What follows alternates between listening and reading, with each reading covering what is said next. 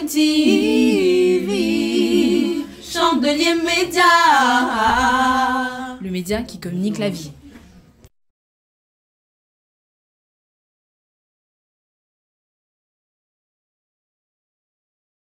Et qui nous accorde la grâce pour les minutes qui vont suivre de pouvoir partager au sujet d'une thématique biblique qui est le tribunal de Christ. Nous avons, il y a quelque temps, partagé sur le royaume et nous avons défini ce que c'est que le royaume de Dieu, le royaume des cieux. Et nous avons vu l'entité dans le royaume des cieux qui est l'Église du Seigneur Jésus-Christ. Nous avons vu que ce royaume a un roi qui est le Seigneur Jésus-Christ. Nous avons vu que les citoyens de ce royaume, c'est ceux qui sont nés de nouveau.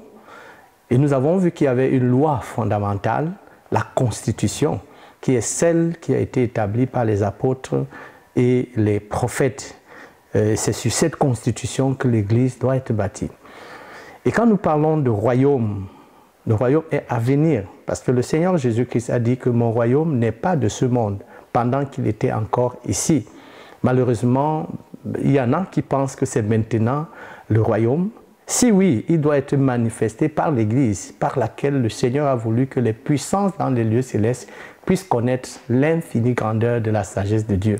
Mais nous sommes là, je veux dire, ceux qui sont nés de nouveau, sont là en vue effectivement du royaume, c'est-à-dire le règne de 1000 ans.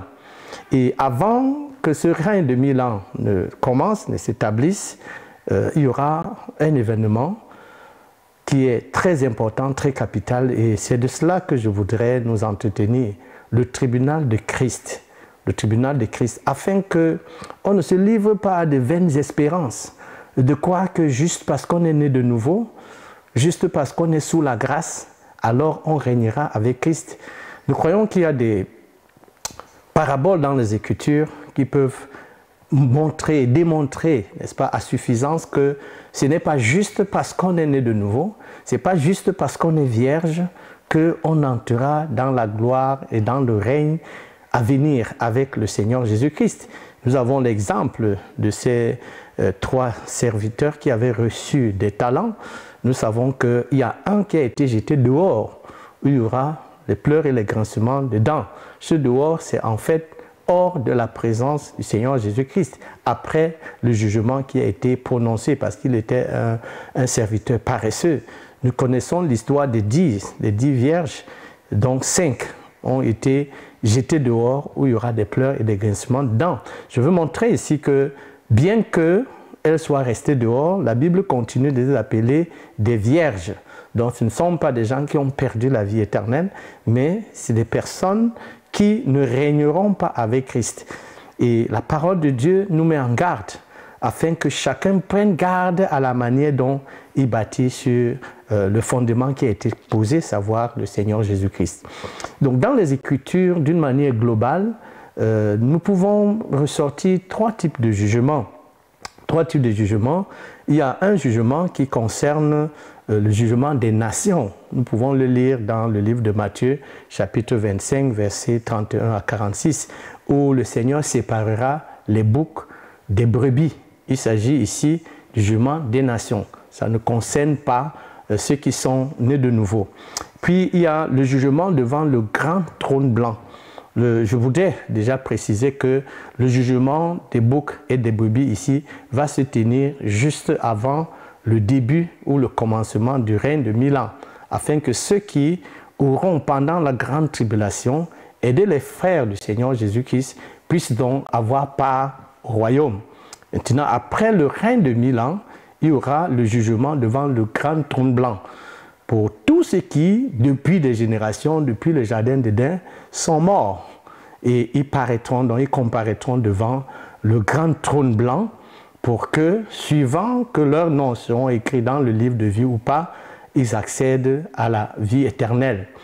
Puis il y a un autre tribunal qui concerne donc les enfants de Dieu exclusivement, parce que le Seigneur a donné l'assurance que quiconque croit en lui ne vient plus en jugement, mais il est passé de la mort à la vie. Néanmoins, la Bible nous montre qu'il y a un jugement qui va concerner exclusivement les enfants de Dieu. Et c'est de ce jugement que nous voulons beaucoup plus nous entretenir ce soir. Ce jugement concerne exclusivement les enfants de Dieu. Nous pouvons lire certains passages des Écritures pour soutenir, n'est-ce pas, ce que nous allons dire par la suite. Ce jugement est l'œuvre du disciple et qu'on peut perdre. Nous voyons qu'il y a la moitié des vierges qui n'ont pas pu entrer dans le règne avec le Seigneur Jésus-Christ. Ou alors, peut-être ça peut être un tiers, où nous avons vu que des 3 qui avaient reçu les talents du Seigneur, 2 sont entrés dans la gloire, dans la joie de leur maître, et un autre n'a pas pu entrer dans cette gloire, dans ce règne avec le Seigneur Jésus-Christ. Donc le tribunal de Christ est l'instance où les chrétiens et les croyants de tous les âges seuls vont comparaître. Ça ne concerne pas ceux qui ne sont pas nés de nouveau, ça ne concerne pas les incroyants. Et ce tribunal va se tenir après la résurrection, après la première résurrection. D'une part, il y en a qui ne connaîtront pas la mort, comme la Bible le dit. L'apôtre Paul dit que nous ne mourrons pas tous, parlant bien entendu des chrétiens, de ceux qui sont nés de nouveau. Il y en a qui seront enlevés, vivants, et ils ne vont pas précéder ceux qui sont morts, et tous donc iront devant le Seigneur pour que chacun puisse recevoir selon ce qu'il a fait étant dans ce corps. Nous allons lire 3 passages clés pour situer, pour asseoir, n'est-ce pas, notre argumentation. Dans Romains chapitre 14, versets 10 à 12, il est écrit « Mais toi, pourquoi juges-tu ton frère? Ou toi, pourquoi méprises-tu ton frère? Puisque nous comparaîtrons tous devant le tribunal de Christ. » La Bible utilise bien l'expression « devant le tribunal de Christ ». Car il est écrit « Je suis vivant, dit le Seigneur. Tout genou fléchira devant moi et toute langue donnera gloire à Dieu. Ainsi, chacun de nous rendra compte à Dieu pour lui-même. » Et cet enseignement est si important que l'ennemi a voulu le voiler aux yeux des enfants de Dieu, parce que si les enfants de Dieu savent qu'il y a un tribunal où ils auront des comptes à rendre, ils ne se comporteraient pas n'importe comment. Et nous allons voir ce qui sera jugé devant ce tribunal. Parce que beaucoup ont cru que nous sommes sauvés par grâce et que parce que nous sommes sauvés par grâce, on peut se livrer à tout genre de péché et qu'on a la vie éternelle. Mais la parole de Dieu nous parle des pleurs et des grincements de dents. Et cela concerne effectivement des enfants de Dieu. Dans 2 Corinthiens chapitre 5, versets 9 à 10, il est écrit « C'est pour cela aussi que nous nous efforçons de lui être agréable, soit que nous demeurions dans ce corps, soit que nous le quittions, car il nous faut tous comparaître devant le tribunal de Christ, afin que chacun reçoive selon le bien ou le mal qu'il aura fait étant dans ce corps. » Il nous faut tous comparaître devant le tribunal de Christ. Je terminerai par cette autre portion des Écritures qui parle, n'est-ce pas, du tribunal et du jugement dans la maison. Dans 1 Pierre, chapitre 4, versets 17 et 18, il est écrit « Car c'est le moment où le jugement va commencer par la maison de Dieu. Or, si c'est par nous qu'il commence, quelle sera la fin de ceux qui n'obéissent pas à l'évangile de Dieu? Et si le juste se sauve avec peine, que deviendront l'impie et le pécheur? » Donc nous voyons de manière très claire qu'il y aura un jugement qui concerne, n'est-ce pas, les enfants de Dieu. Pour comprendre davantage, il y a des images. Il y a des images de ce jugement même dans l'Ancienne Alliance. Nous allons prendre quelques exemples dans l'Ancienne Alliance qui sont comme une préfiguration de ce jugement devant le trône du Seigneur Jésus-Christ, devant le tribunal de Christ. Nous avons l'exemple de Lot, l'exemple de la femme de Lot et sa femme, dans Genèse au chapitre 19, versets 1 à 38, nous n'allons pas lire, et qui est un peu rappelé comme un type de 2 Pierre, chapitre 2, versets 4 à 7, sont un type de ceux qui ne fuient pas le monde. la femme de Lot a perdu tout ce qu'elle avait dans le royaume, si nous pouvons le dire, de Sodome et Gomorrhe, bien qu'elle soit sortie, mais elle n'est pas allée plus loin parce qu'elle a regardé derrière, elle a considéré les choses qui étaient du monde qu'elle possédait, et à cause de cela, elle n'est pas sortie, elle n'a pas été brûlée par le feu, ce qui montre ici qu'elle n'est pas allée en enfer, si nous pouvons le dire ainsi, mais non plus, elle n'est pas sortie pour aller avec Lot et ses 2 filles hors de la région ou bien hors de cette zone qui était effectivement sous le jugement. Donc elle est en dehors, elle est hors de la présence de Lot et ses filles. Donc nous voyons ici une image de ce que cela sera. C'est-à-dire que c'est des personnes, parce qu'elles ont reçu le Seigneur Jésus-Christ, ne vont pas en enfer, ne seront pas brûlées par le feu de l'enfer, mais non plus n'auront pas à régner avec le Seigneur, n'auront pas ce privilège et cette gloire de régner avec le Seigneur. C'est de cela qu'il s'agit, c'est un peu une image. Nous pouvons aussi voir l'exemple dans l'Ancienne Alliance toujours des 2 fils de Aaron, Nadab et Abihu, que le feu a brûlé, ils sont morts, n'est-ce pas, devant leur père, parce qu'ils ont apporté un feu étranger. Il y a beaucoup de gens qui apportent des feux étrangers aujourd'hui dans l'église du Seigneur, c'est-à-dire des choses que le Seigneur n'a pas établies. Ils sont sortis de l'Égypte, c'est-à-dire qu'ils ont été sauvés du jugement de la mort, ils ont été sauvés du jugement de l'ange de la mort parce qu'ils avaient reçu le sang de l'agneau.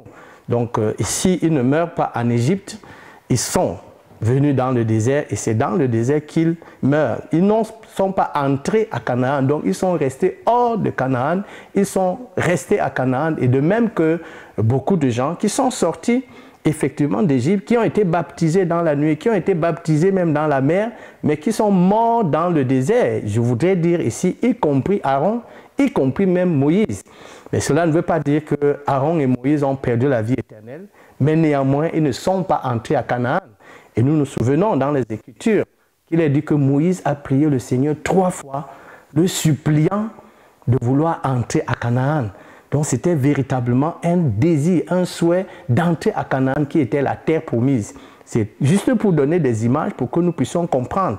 Tous ces gens qui sont morts dans le désert, il est bien dit dans 1 Corinthiens chapitre 10 qu'ils ont été baptisés dans la nuée, qu'ils ont été baptisés dans la mer, qu'ils ont même bu du breuvage spirituel, qui sont ici une image des gens qui ont été baptisés du Saint-Esprit, qui ont même été remplis du Saint-Esprit, mais ils sont morts dans le désert parce qu'ils étaient devenus désagréables à Dieu, parce qu'ils n'ont pas eu la foi et la persévérance comme l'avaient Josué et Caleb pour entrer dans le royaume qui avait été promis, c'est-à-dire à Canaan.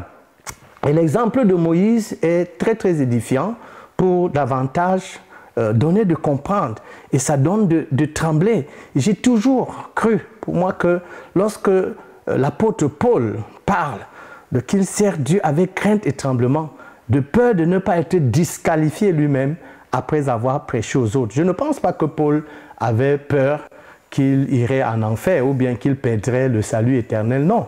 Mais il parle d'être disqualifié. Et je crois que Paul se souvenait certainement de ce qui était arrivé à Moïse. Mais qu'est-ce que Moïse a fait pour qu'il n'entre pas à Canaan? Parfois, nous pouvons penser que c'est des choses très graves. Il s'agit tout simplement de ce que Dieu a demandé à Moïse de parler au rocher pour que le rocher donne de l'eau. Mais Moïse a frappé le rocher qui avait déjà été frappé.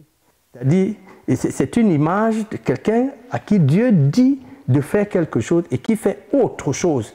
Aujourd'hui, les enfants de Dieu s'amusent à déplacer la parole de Dieu et à penser que parler au rocher, c'est la même chose que frapper le rocher. Mais aux yeux de Dieu, ce n'est pas la même chose. Et cela a suffi. Moïse n'a pas commis d'adultère. Moïse n'a pas commis l'idolâtrie quand les gens ont érigé le veau d'or. Non, il n'a pas commis toutes ces choses. Peut-être qu'il semble grossière aux yeux des hommes. Moïse n'a pas volé, Moïse n'a pas tué. Mais il n'est pas entré à Canaan parce que Dieu a dit, parle au rocher pour que le rocher donne de l'eau. Mais Moïse, il a frappé le rocher. Donc, prenons garde et comme Hébreu le dit, craignons afin que tout ce que nous pensons pouvoir remplacer, les dispositions que nous pouvons remplacer, que nous sachions que l'œuvre de chacun sera jugée. Et chacun sera jugé selon ce qu'il aura fait étant dans ce corps. Donc nous voyons que Moïse n'entre pas à Canaan parce que, comme l'Éternel le dit, vous avez péché devant moi. C'était un péché devant l'Éternel que d'avoir frappé le rocher, alors que Dieu a demandé que Moïse parle au péché, que Moïse parle au rocher. Donc Saul, ici, qui est Paul, il parle avec crainte et tremblement parce qu'il se souvient de ce qui était, n'est-ce pas, arrivé à Moïse. Nous avons aussi l'exemple de Saul dans l'Ancienne Alliance, le premier roi d'Israël, qui aimait beaucoup plus écouter le peuple. Dieu lui dit une chose, il dit non, c'est parce que le peuple a demandé ceci, c'est-à-dire c'était l'homme de la démocratie. C'est comme aujourd'hui, Dieu dit quelque chose, les hommes préfèrent écouter ce que la masse, ce que le peuple dit. Dieu lui dit, va, aidez-vous tel peuple par interdit, aidez-vous tout ce qui appartient à ce peuple par interdit, mais il garde pour lui, n'est-ce pas, des veaux gras, il garde pour lui des brebis qui, selon lui, il avait peut-être une bonne intention d'offrir à l'Éternel parce que le peuple voulait qu'il en soit ainsi. Donc voilà le péché de Saul. Le jour du tribunal de Christ, tout cela sera aussi rendu. Avons-nous écouté les hommes ou avons-nous écouté la parole de Dieu? Et Saul a été rejeté. Le Seigneur l'a rejeté et il a suscité un autre roi qui était selon son cœur. Le tribunal de Christ, qui sera donc concerné? Qui sera concerné par ce tribunal de Christ? Nous l'avons déjà dit, c'est exclusivement les croyants. Il concerne la maison de Dieu. C'est comme ça que Pierre dit. Il dit bientôt va commencer le jugement.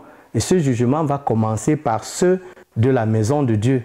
Il concerne exclusivement les croyants. Il concerne exclusivement les élus. Alors, qui sera jugé devant ce grand tribunal? Il y a beaucoup de textes que je vais donner, mais que vous pourrez lire, parce que nous n'allons pas les lire ici. Matthieu 7, 21 à 23, Matthieu 24, 42 à 51, Matthieu 25, 1 à 30, Matthieu 10, 37 à 39, 1 Corinthiens 3, 9 à 15, 1 Corinthiens 10, 1 à 11, Galates 5, 16 à 21 et Apocalypse chapitre 2 et 3, tous les deux chapitres. Alors, qu'est-ce qui sera jugé? Ce seront les œuvres de l'iniquité. Dans Matthieu chapitre 7, versets 21 à 23, qu'est-ce que la parole de Dieu appelle œuvre de l'iniquité? L'iniquité, c'est tout ce qui n'est pas juste. L'iniquité, c'est tout ce qui se fait en dehors de ce que Dieu a établi. Ces hommes avaient prophétisé. Ces hommes avaient certainement chassé les démons, comme plusieurs pensent aujourd'hui que parce qu'on prophétise, parce qu'on chasse les démons, parce qu'on fait des miracles, cela est suffisant. Mais le Seigneur leur a dit, retirez-vous de moi, ouvriers de l'iniquité. Œuvre de l'iniquité ici, c'est de faire ce que Dieu n'a pas demandé de faire. Si Dieu ne nous a pas ordonné de faire quelque chose, c'est une œuvre de l'iniquité. Ou alors, ne pas faire exactement comme Dieu a demandé de faire. C'est une œuvre d'iniquité. Ils ont guéri les malades, ils ont prophétisé, ils ont fait des miracles, certainement les gens ont applaudi, mais l'ont-ils fait selon la pensée de Dieu? L'ont-ils fait parce que Dieu a demandé que cela soit fait? Je prends un exemple. Paul avait l'intention d'aller dans une ville, à Lystre par exemple, pour prêcher l'évangile, mais le Saint-Esprit lui a demandé de ne pas partir. Nous connaissons Paul très éloquent, certainement si Paul partait là-bas, Paul pouvait prêcher, certainement les gens pouvaient croire, mais ce serait une œuvre de l'iniquité, parce qu'il est parti sans que le Seigneur lui demande de partir. Ou bien il est parti alors que le Seigneur lui a demandé de ne pas partir. Donc beaucoup font beaucoup de choses aujourd'hui, qui peuvent même être applaudis, qui peuvent être accueillis par les hommes, mais ça peut être considéré comme une œuvre de l'iniquité. Le Seigneur parle de ceux qui aiment ou qui s'aiment ou qui aiment leur père, leur mère, leur sœur plus que lui.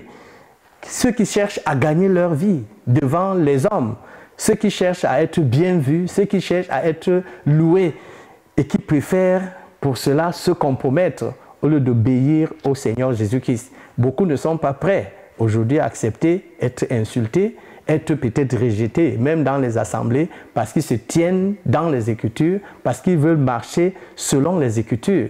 Ce sont des gens qui aiment plaire au monde, ce sont des gens qui aiment plaire aux autres plus que le Seigneur. Et le Seigneur nous dit que celui qui n'est pas prêt à haïr son père, sa mère, ses frères, sa femme, son mari, qui les aime plus que lui, le Seigneur, ne sera pas digne du royaume. Donc ces personnes-là, même si elles sont nées de nouveau, parce qu'elles auront aimé le monde, parce qu'elles auront aimé les hommes plus que le Seigneur Jésus-Christ, eh bien, au jour du tribunal de Christ aussi, le Seigneur les mettra à côté. Qui sera jugé ou qu'est-ce qui sera jugé? Ça sera le méchant serviteur. Ça sera le méchant serviteur à qui le Seigneur a donné la responsabilité de veiller sur ses frères, mais qui se met à les battre. C'est ce que la parole de Dieu, n'est-ce pas, nous rapporte dans Matthieu 24, versets 42 à 51, où malheur à ce serviteur que le maître, en revenant, trouvera qu'au lieu de donner la nourriture, au lieu de donner, d'édifier, de fortifier les enfants de Dieu, non seulement il ne le fait pas, il mortifie les enfants de Dieu, il crée l'amertume dans le cœur des enfants de Dieu, et en même temps, c'est la même personne qu'on trouve, n'est-ce pas, avec les amis du monde, il se trouve à l'aise avec les amis du monde. La parole de Dieu nous dit que celui-là sera jeté dehors, où il y aura des pleurs et des grincements de dents. Qu'est-ce qui sera jugé devant le tribunal de Christ? Ce seront ceux qui seront morts ayant éteint le Saint-Esprit.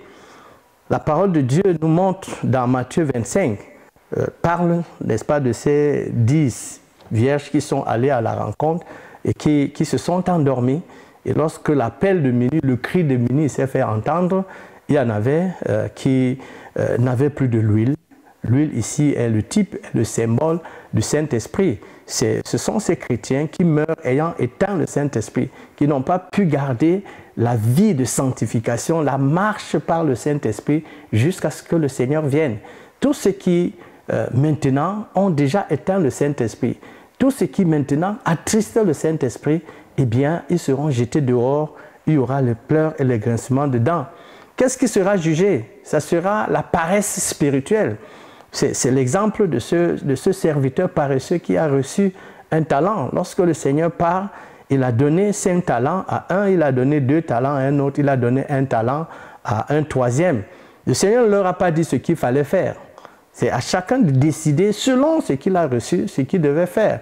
Les 2 autres ont multiplié, ils ont doublé leur talent et le Seigneur leur a demandé d'entrer dans la gloire. Cette gloire-là, c'est effectivement la gloire du royaume à venir et de se réjouir avec leur maître. Alors que le paresseux qui allait enfouir son talent, donc nous devons faire attention. Si nous avons reçu un don, si nous avons reçu un ministère, nous devons le faire valoir, nous devons le mettre à la disposition de l'Église afin que nous participions à l'édification des enfants de Dieu.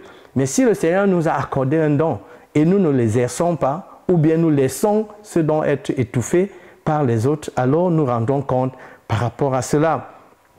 Qu'est-ce qui sera jugé ou qui sera jugé? Nous serons jugés par rapport aux matériaux que nous aurons utilisés pour bâtir. La parole de Dieu nous dit que chacun prenne garde à la manière dont il bâtit sur le fondement qui a été posé. Nous avons vu, ou bien nous voyons dans ce passage de 1 Corinthiens chapitre 3, versets 9 à 15, l'apôtre Paul dit qu'il y en a qui vont bâtir avec de l'or, avec de l'argent, avec des pierres précieuses, avec du bois, avec du chaume, avec du foin. Mais l'œuvre de chacun sera éprouvée. Il s'agit ici du jugement de l'œuvre. Il ne s'agit pas ici du jugement de l'ouvrier en tant que tel. Et les œuvres seront brûlées. Aujourd'hui, nous voyons des gens qui passent des centenaires à bâtir des pierres alors que le Seigneur a demandé que nous allions faire des nations, des disciples et que les chrétiens sont les pierres vivantes. On dépense des millions, on dépense peut-être même des milliards à bâtir des choses qui vont passer par le feu, qui ne servent à rien. Toutes ces œuvres-là seront brûlées. Tous ces livres où on écrit les noms des gens qui sont baptisés, c'est ça qui va d'abord brûler. Tous ces noms où on enregistre les dîmes qu'on paye. Parce que l'Église n'a pas ces choses-là. L'Église du Seigneur, toutes ces choses-là vont brûler. Toute œuvre qui n'est pas établie selon le Seigneur, tout ce qui est dénominationnel que les gens ont établi sur place, tout cela va passer par le feu. Ce qui va demeurer, c'est ce qui est établi selon les apôtres et les prophètes. Qu'est-ce qui sera jugé? La parole de Dieu nous parle des mauvais désirs. Dans 1 Corinthiens chapitre 10, versets 1 à 11, la parole de Dieu nous demande de ne pas avoir les mauvais désirs, les divertissements idolâtres, les impudicités de toute nature, les tentations, les murmures contre le Seigneur. Tous ceux qui se livrent à ce genre de pratique, les murmures contre le Seigneur, il y en a qui murmurent pour tout. Je ne suis pas marié, je n'ai pas fait les études, je n'ai pas d'enfant. Au lieu de voir la grâce que nous avons reçue, que nous ayons part à la gloire éternelle, que Dieu ait donné son Fils unique, afin que quiconque croit en lui ne périsse plus. Mais nous murmurons parfois contre le Seigneur. Nous savons ce qui s'est passé avec ceux qui ont murmuré dans le désert contre le Seigneur.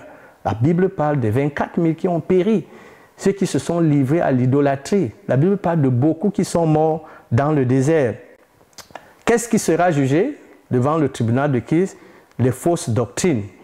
Jacques avertit qu'il n'y ait pas beaucoup qui enseignent, parce que ceux qui enseignent rendront compte au jour du tribunal de Christ, dans Jacques chapitre 3, versets 1 à 10. Qu'est-ce qui sera jugé? C'est ceux qui se retirent de la foi.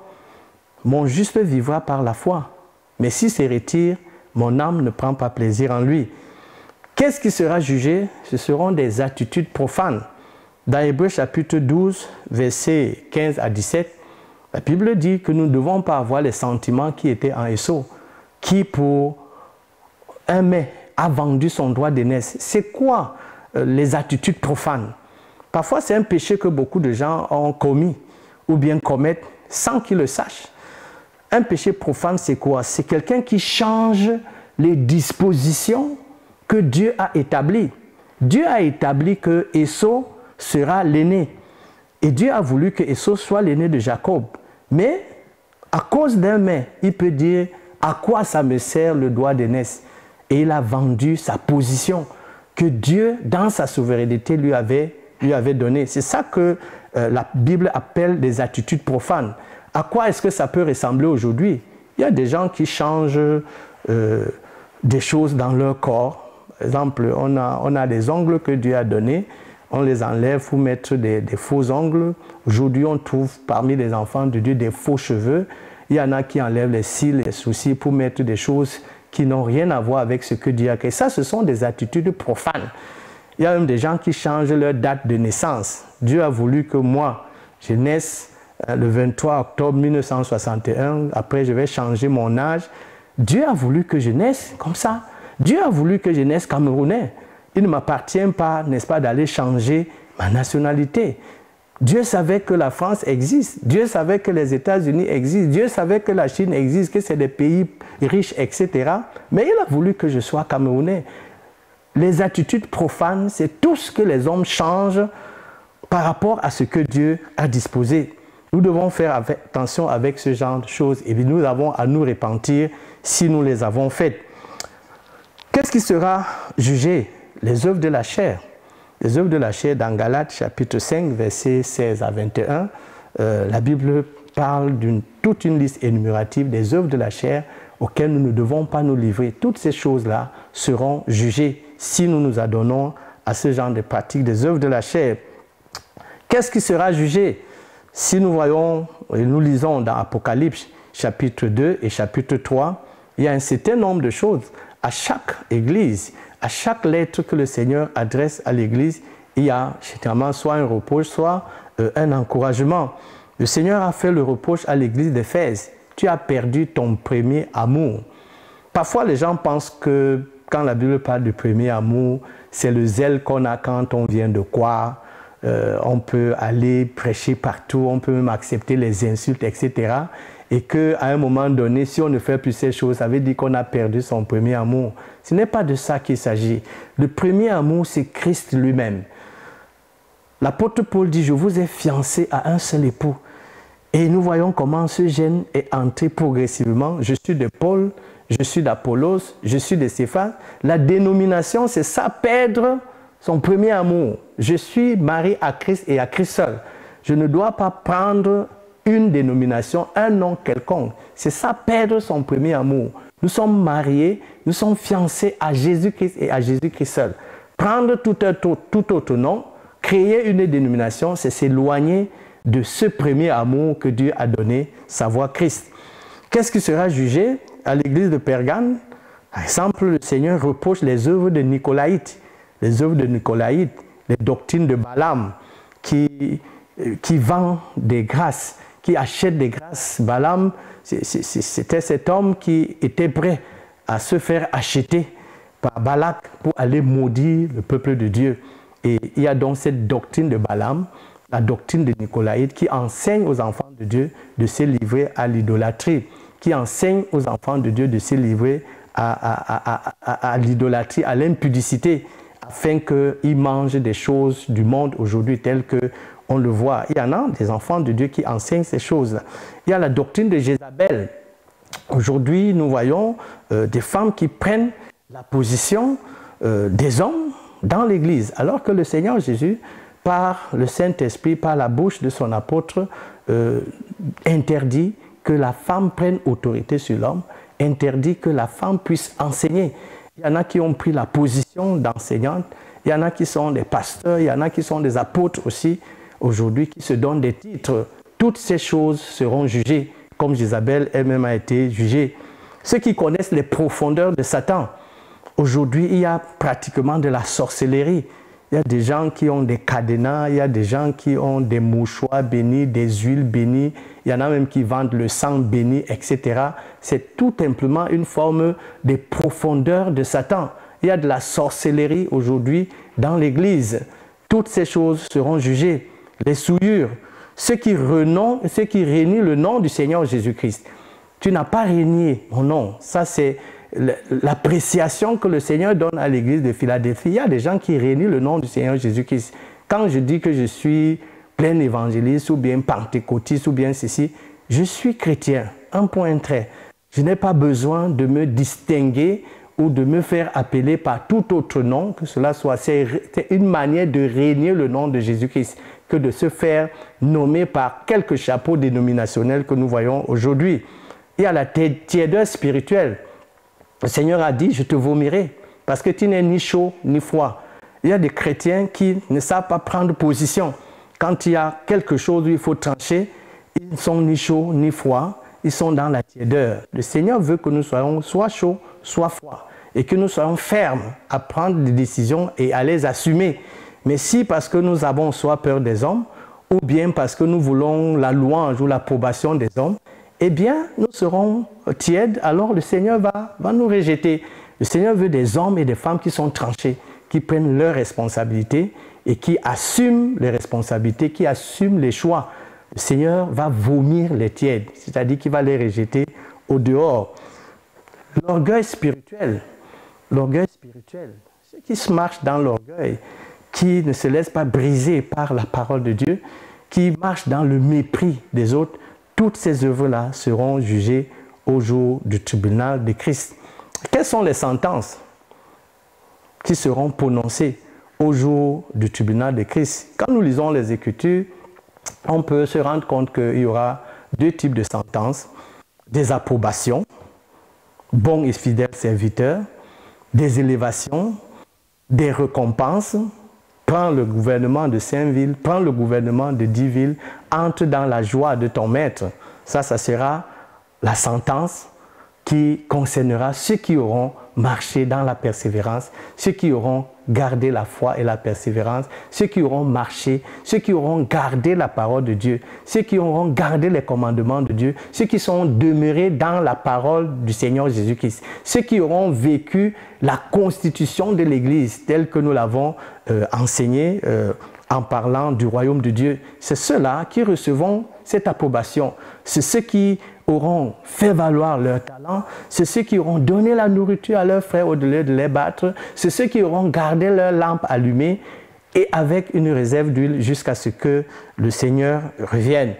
Il y aura des sanctions, le verdict, ça peut être des sanctions.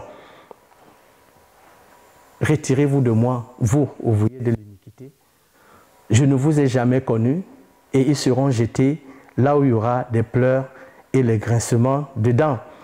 Les approbations et les élévations, ça sera donc, comme nous avons dit, bon et fidèle serviteur, la joie du maître, le gouvernement de plusieurs villes. Les approbations, ça pourra aussi être l'arbre de vie, ça pourrait être la couronne de vie, la manne cachée ou un nouveau nom, autorité sur les nations, des habits blancs, le nom du Seigneur qui sera, n'est-ce pas, confessé devant les anges et devant le Père, une colonne dans le temple, ça ce sont les appréciations ou bien les rétributions ou les récompenses que nous pouvons lire dans le livre d'Apocalypse chapitre 2 et chapitre 3. Pour ce qui est des sanctions, on va d'abord perdre l'approbation, on va perdre les récompenses, on va perdre l'élévation, telle que nous venons de le voir. Il y a des œuvres qui seront brûlées, tout ce qui n'aura pas été fait conformément à la pensée de Dieu, tout cela sera brûlé. Toujours dans le chapitre des sanctions, il y aura des pleurs et des grincements de dents. Quand est-ce que se tiendra ce tribunal de Christ? Le tribunal de Christ se tiendra juste, comme nous l'avons dit, avant le début du règne de 1000 ans. Parce que ce tribunal se tient dans la maison de Dieu en vue de voir ceux qui vont recevoir les récompenses et ceux qui entreront dans la joie du règne de 1000 ans. Et ce jugement se tiendra au ciel, lorsque, après la première résurrection, ou alors ceux qui n'auront pas connu la mort seront enlevés, tous dans les airs, à la rencontre du Seigneur Jésus-Christ. C'est là que se tiendra ce tribunal, afin que chacun reçoive selon ce qu'il aura fait étant dans ce corps. C'est en ce moment que certains entreront donc dans le royaume. Pas celui que les gens disent maintenant, le royaume maintenant. C'est en ce moment que les gens entreront dans le royaume, parce que le Fils de l'homme lui-même établira donc son règne sur la terre. Pour le moment, il a dit que son royaume n'est pas de ce monde. Même comme beaucoup veulent commencer à régner, ou règnent déjà avant que le roi du royaume lui-même ne soit en train de régner. Donc, ce jugement se tient bientôt. Ce jugement, c'est pour bientôt. Comme le Seigneur l'a dit, personne ne connaît ni l'heure, ni le jour, et nous devons nous tenir prêts par rapport à ce royaume. Bien-aimés, c'est ce que je voulais ajouter comme un complément par rapport à ce que nous avons vu il y a quelque temps concernant le royaume. Donc l'entrée de ce royaume ne sera réservée qu'à ceux qui, d'une part, comme nous l'avons montré, auront marché conformément à la parole de Dieu. Et la Bible dit, craignons donc, puisque nous savons qu'il y aura ce tribunal. Et si nous sommes conscients qu'il y aura un tribunal de Christ, alors nous servirons le Seigneur, comme Paul le dit, avec crainte et tremblement, parce qu'il y a une possibilité d'être rejeté et de ne pas jouir de cette gloire, de ce repos avec le Seigneur, de même que Moïse, de même que Aaron, qui étaient grands dans la maison de Dieu, qui ont fait sortir le peuple, n'est-ce pas, de l'Égypte, qui l'ont fait marcher dans le désert, mais eux-mêmes ne sont pas entrés. Et je voudrais rappeler ici que de tous ceux qui sont sortis, c'est Josué et Caleb. Tous les autres sont morts. Tous ceux qui sont sortis de cette génération, ils sont morts dans le désert et ne sont pas entrés à Canaan. Donc ce n'est pas juste parce qu'on est né de Dieu, parce qu'on est enfant de Dieu, il y aura un tribunal qui concerne les enfants de Dieu.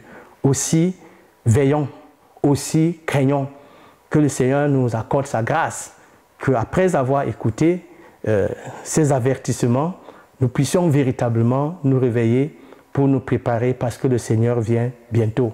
Que sa grâce nous suffise à tous et qu'il vous bénisse au nom du Seigneur Jésus-Christ. Amen. CMTV, Chandelier Média. Le média qui communique la vie.